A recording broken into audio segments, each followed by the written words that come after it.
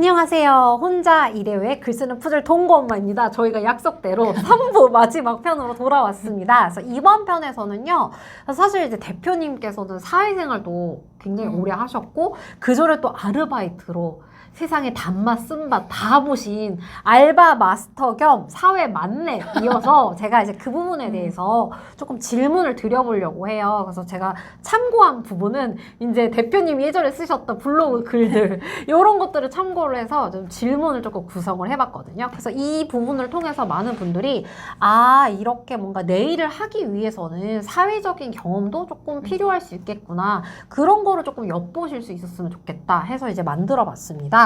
그래서 제가 사실은 좀 오해를 살까 좀 걱정을 많이 했어요. 제가 원래 인터뷰를 할 때 완전 무슨 스토커처럼 그 사람 엄청 뒷조사를 하거든요. 근데 그래야 저도 뻔한 질문을 조금 피할 수가 있어서 이제 그렇게 서치를 많이 하게 됐는데, 정말 어린 나이 때부터 아르바이트를 진짜 많이 하셨더라고요. 근데 그렇게 어린 나이에 내가 돈을 조금 벌어봐야겠다, 아르바이트를 해서 뭔가 사회 경험을 해봐야겠다라는 생각 좀 잘 못할 것 같은데, 그렇게 하시게 된 계기는 어떤 걸까요? 막 사회 경험을 위해서 아르바이트를 한 건 사실 처음 시작한 건 아니었고, 제가 중학교 3학년 때 처음 해봤는데, 그냥 중3 때 고등학교 정해지고 나서 졸업할 때까지 시간이 되게 많이 남았었어요. 그게 제 딴에는 그게 되게 많이 남았다고 생각했던 것 같아요. 한 3개월 정도? 근데 제가 계속 합정동 이쪽에 사니까 그때만 해도 알바몬, 알바천국 이런 건 없었고 그냥 붙여놨거든요. 알바 구함 이렇게. 네. 그래서 그냥 가서 할 수 있는지 물어본 거였고, 그게 지금 그 홍대 입구역 지하에 지금 없어진 것 같아요. 아톰문구인가? 홍익문고 옆에 문구점이 있었어요. 홍대 전철역 아래에. 그래서 그때 12월 말부터 1월 1일까지 그때는 그 카드 쓰잖아요. 근하신령 카드랑 크리스마스 네, 카드. 맞아요. 그 매대가 있어가지고 그거 그냥 지키는 알바였거든요. 그래가지고 그냥 할 수 있잖아요. 도둑질 안 하게 지켜보고 카드 잘 정리하고. 그러니까 그냥 시간이 있었고 주변에 알바가 보여가지고 그냥 이렇게 두드려서 하게 된 게 첫 경험이었는데, 그래서 제가 돈을 벌어보고 나니까 신기하잖아요. 그죠. 그래서 이제 고등학교 때도 방학 때 되면 이렇게 용우동 이런 데 그렇게 하나씩 하게 된 거였어요. 근데 사실 지금 그냥 시간이 남아서 하셨다고 하는데, 그 시간에 저는 TV 보면서 놀았거든요. 그냥 편하게 놀 수도 있는데, 내가 저 일을 한번 하면서 돈도 벌어봐야겠다라고 생각하게 된 혹시 뭐 특별한 이유 같은 게 있으셨어요? 뭔가 사고 싶다거나 아니면은 조금 일하는 거에 대해서 거부감이 없으셨다던가. 잘 기억이 안 나는데 옛날이랑 뭔가 갖고 싶었던 건 특별히 없는 것 같고, 저도 그 취미생활 같은 게 별로 없고 그냥 집에서 노는 편이어가지고 슈퍼 집순이라 그래서 그냥 시간이 너무 남으니까라고 생각했던 것 같아요. 막 특별한 계기가 있었던 건 아니고, 그리고 홍대에는 워낙 많아요. 옷가게도 많고 많아가지고 그냥 그때는 잘 기억이 잘 안 나는 것 같아요. 계기가 있진 않았던 것 같아요. 그러면은 그거 이후에도 대학생 때도 그렇고 쭉 알바 역사가 좀 쓰여지잖아요. 맞아요. 근데 그 중간중간에 하셨던 알바들 중에서 나 이런 거 조금 기억에 남아, 좀 도움이 됐어, 이게 뭔가 약간 쓴 기억이든 달콤한 기억이든 그런 알바도 좀 있을까요? 네. 그렇게 해서 중3하고 고1 때 일을 하고, 그 다음에는 그냥 학교 공부하다가 고3 수능 끝나고 나서 아르바이트를 다시 했거든요. 그니까 약간 용돈 안 받기 시작하니까 그 이후로는 얼떨결에 알바를 계속 할 수밖에 없었게 됐는데, 이게 한 번이 중요하구나. 네, 중3 때 고등학교 때는 그냥 잠깐이니까 상관없는데 20살 이후로는 뭔가 제 돈으로 살아야 될 것 같은 그렇게 돼서 그냥 좀 계속 했던 거고, 기억에 남는 거는 그 엘리베이터 회사에서 콜센터 일을 저는 받는 거였는데요. 이거 응급 누르잖아요. 긴급. 네. 그거 누르면 바로 연결되는 콜센터예요. 그게 진짜 갑자기 다짜고짜 욕을 막 해가지고 자기를 구하러 오라고 했는데 막 어디 건물 이름인지 아무것도 안 알려주고 무조건 자기를 구하러 오래요. 자기가 어딘지 모르겠대요. 그래가지고 막 욕을 하시는데 듣고 보니까 어딘지 알 것 같은 거예요. 이상하죠. 그러니까 홍대였고 그 제가 거기 우연히 홍대니까 홍대인지 알았고 투명한 엘리베이터인데 홍대에 투명한 엘리베이터가 있고 뭐 1층에 편의점이었고 안경집이었고 지비지변 가다가 갇혔다. 근데 알 것 같은 거예요. 어딘지 제가 그 동네 계속 살아가지고. 그러면 욕 속에다 힌트를 주시긴 한 거네요. 네. 그래가지고 이제 찾아서 경비 아저씨한테 전화해서 엘리베이터 멈춘 것 같아 확인해 보시라고 했는데 거기가 맞아서 거기를 이제 보내가지고 구해드렸거든요. 저 아니었으면 못 구했을 거 아니에요. 내가 홍대에 좀 빠삭한 네. 빠꼼이니까 이제 네. 가능한 일인데. 네. 근데 더럽게 욕을 해댔어요. 아무튼. 그래서 그게 되게 기억에 남고 그 덕분에 욕하지 않고 흥분하지 않고 화날만한 순간에도 흥분하지 않고 얘기하시는 분에 대한 감사할 수 있게 됐어요. 그쵸. 좀 잃는 게 있으면 얻는 것도 있는데 이렇게 내가 얘기를 들어서 기분이 나빠 이 일을 못하겠어가 아니라 그동안에 좀 이성적으로 이야기해 주신 분들은 네, 감사하다. 감사한 분이구나. 네. 그래서 이제 그런 거에서 거꾸로 뭔가 의미를 조금 찾으신 거네요. 네. 그랬던 것 같아요. 그러니까 많은 사람들이랑 겪다 보면은 제가 원래 좀 진지하게 생각하는 구석이 있어서 그런 건지 모르겠는데 저런 사람도 있는데 한편으로는 같은 상황에 그러지 않는 사람들도 있잖아요. 그런 분들한테 되게 감사하게 생각하게 된 것 같아요. 그게 안 겪었으면 되게 당연한 일이잖아요. 맞아요. 당연히 나한테 친절하게 얘기하는 게 아니라는 거를 좀 알게 된 것 같아요. 근데 제가 그냥 느낀 거는 그냥 일 처리라든지 일을 하시는 게 되게 뭔가 나만의 노하우라든지 리듬 같은 게 좀 있으신 것 같아요. 그러니까 왜 사람들이 막 그런 얘기 하잖아요. 일머리가 좋다. 근데 저는 일머리가 좋은 스타일은 아니거든요.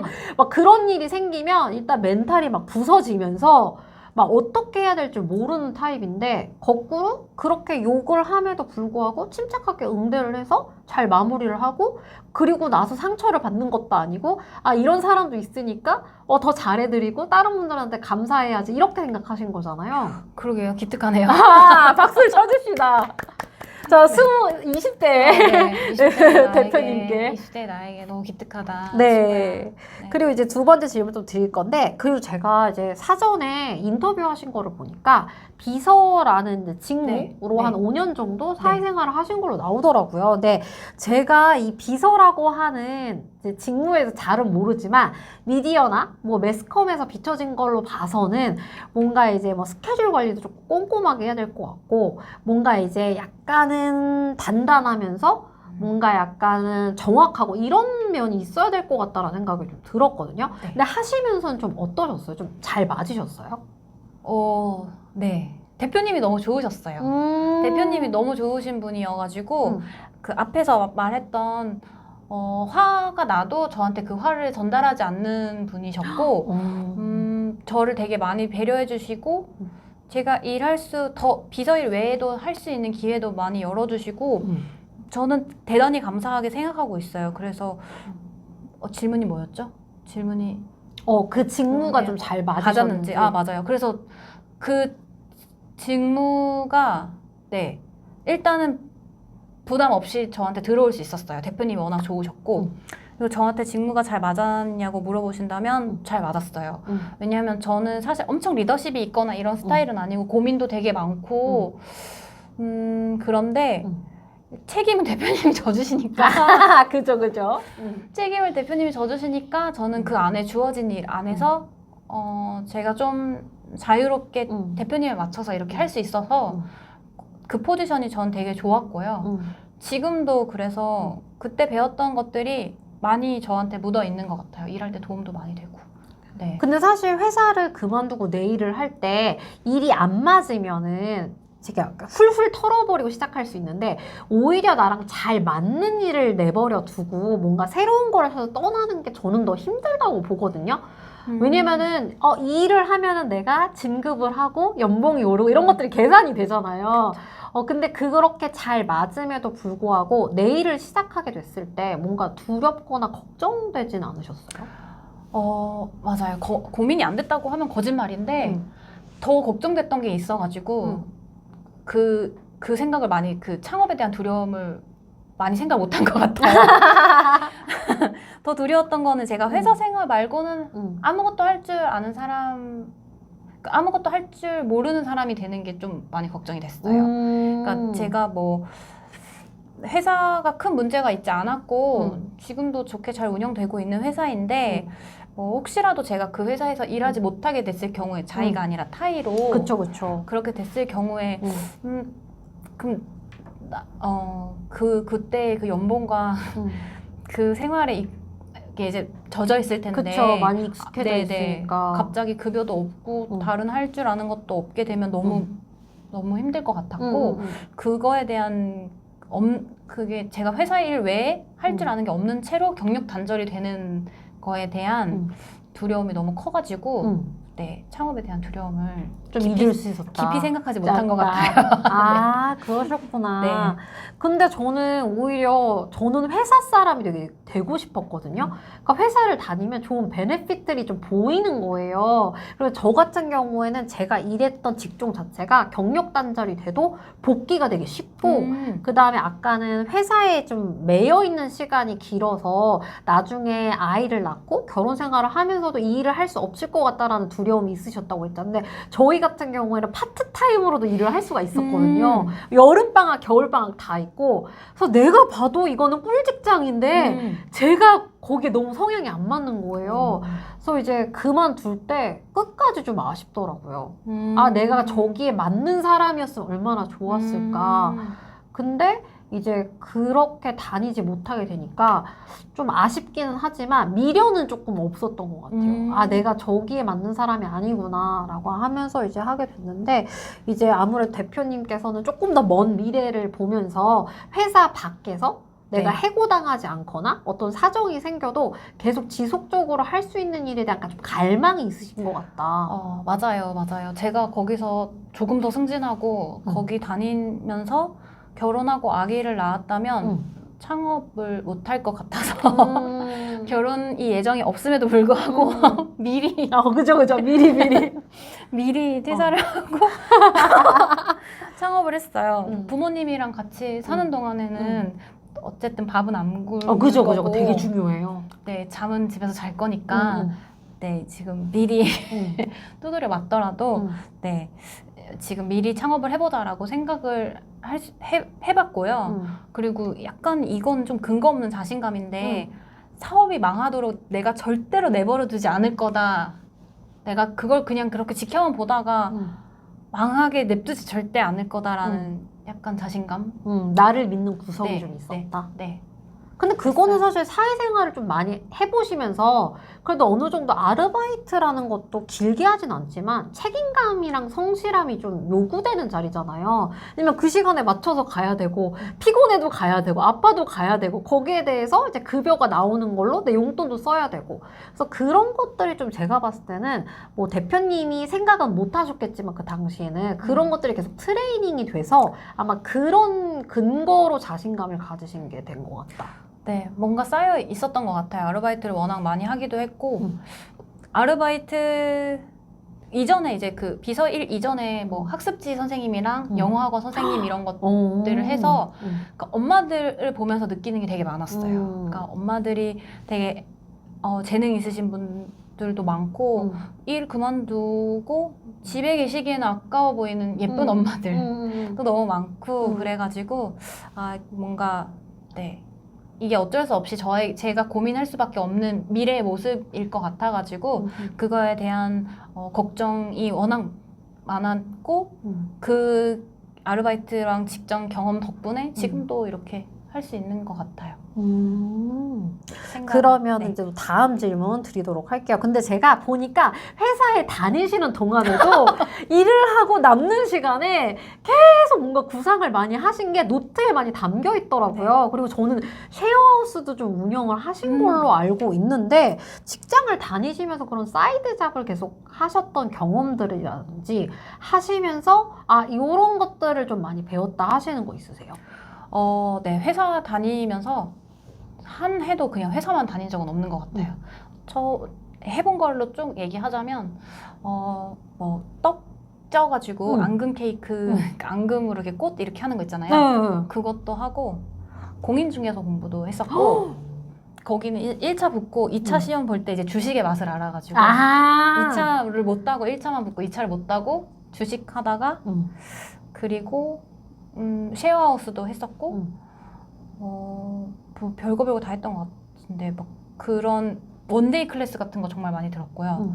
정규 클래스도 많이 듣고 그런 재테크 강의 진짜 많이 들으러 다니고 네.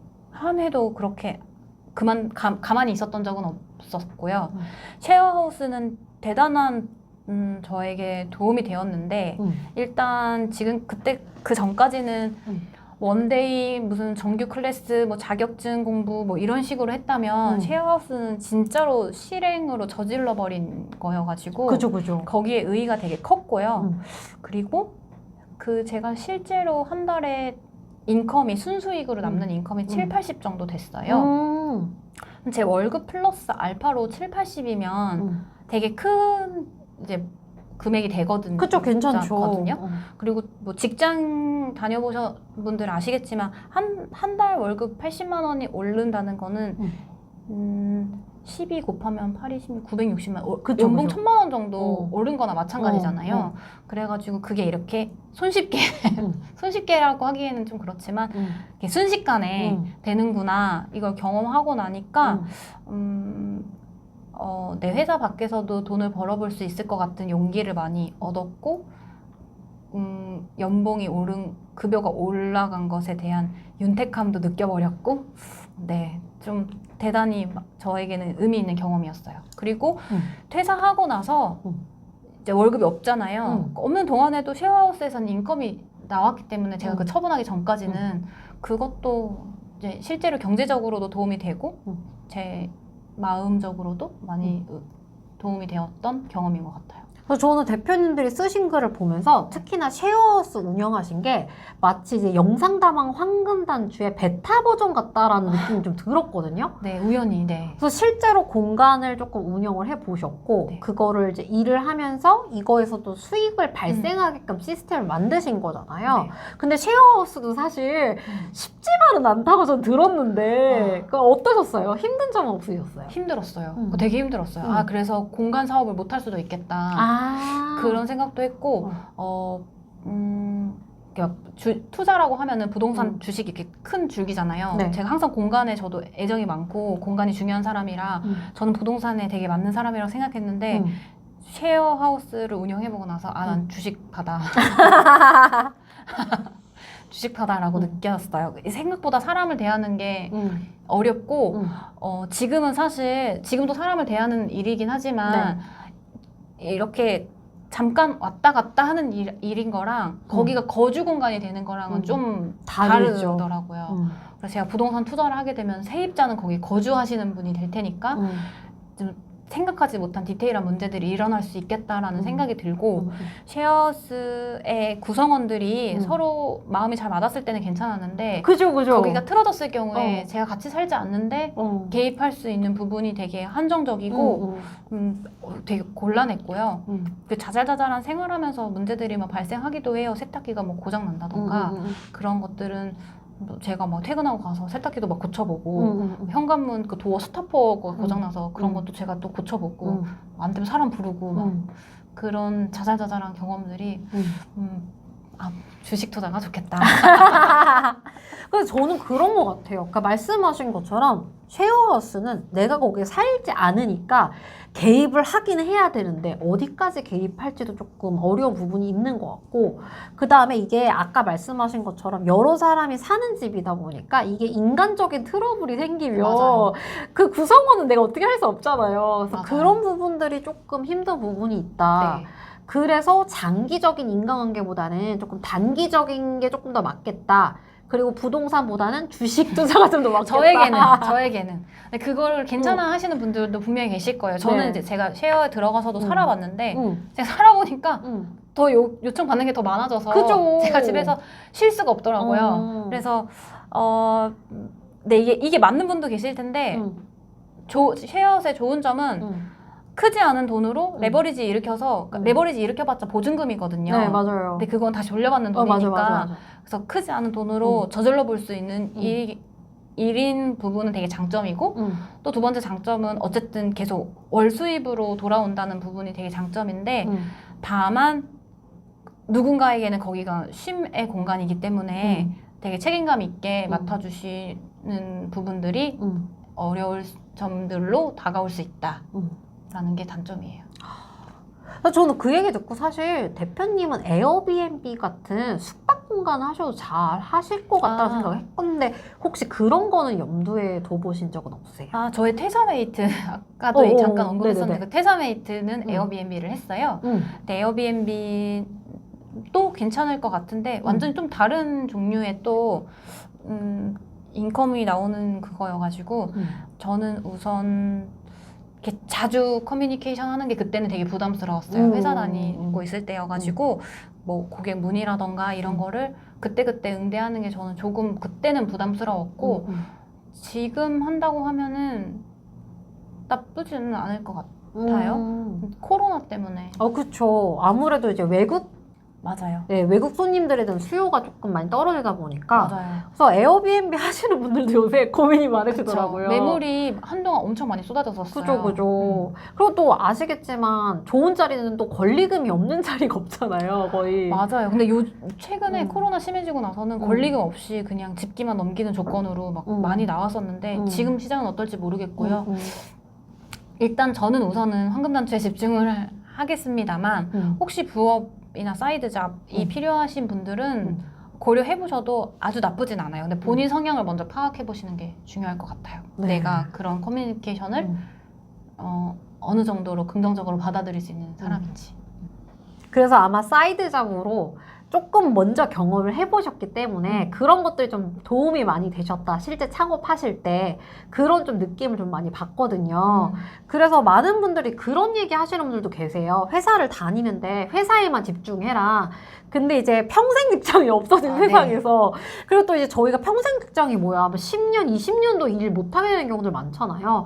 그렇기 때문에 내가 뭐 취미라든지 이런 거랑 좀 연관을 지으셔서 그런 거를 해보시는 게 저는 좀 좋다고 생각하는 편이거든요. 맞아요. 저도 같은 생각이에요. 네, 그래서 좀 용기 있게 해보시는 것도 도움이 되실 것 같습니다. 네. 그래서 여러 가지 아이템들 조금 소개해 주셨고 또 이제 아르바이트 장인, 알바 장인 진짜 많이 했어요. 네, 부터 이제 사회 만렙까지 좀 이야기를 좀 들어봤습니다. 그래서 이제 전하라 대표님 같은 경우에는 창업하기 전에 다양한 경험들을 통해서 이제 그런 것들을 좀 많이 준비되어 오셨던 것 같다는 생각이 들어요. 일종의 트레이닝을 받으셨다. 내가 의식하지는 못했지만. 그래서 이제 그런 얘기들 들으시면서 좀 도움을 많이 받으셨으면 좋겠고요. 또 이제 전하라 대표님은 앞으로도 계속 영상다방 황금단추를 통해서 만나보실 수 있으니까요. 이 멋진 공간 오셔서 한번 경험해 보시고 컨텐츠도 만들어 보시는 그런 기회 가지셨으면 좋겠습니다. 그러면은 저희 혼터뷰는요, 이렇게 마무리하고요. 또 다음 시간에는 또 다른 게스트분을 모시고 다른 주제를 가지고 이야기 나눠보도록 하겠습니다. 그러면 여러분들 영상다방 황금단추 합정역 초역세권에 위치하고 있고요. 웨비나, 화상면접, 그 다음에 또 이제 기업과의 콜라보도 많이 진행하고 있으니까요. 연락주세요. 잊지 마세요. 네, 그러면 저는 다시 혼터뷰로 돌아오도록 하겠습니다. 그러면 다음 시간에 만나요. 제발!